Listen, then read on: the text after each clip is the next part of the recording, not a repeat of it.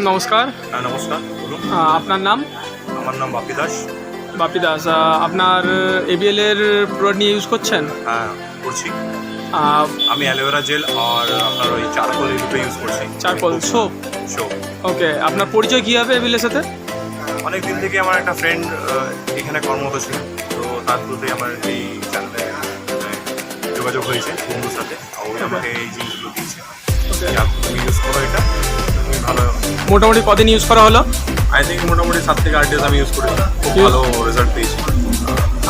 Skin একদম glow আছে আর smoothness আছে, খুব ভালো প্রোডাক্ট আর খুব কম রুপিসের মধ্যেই পাওয়া যাচ্ছে।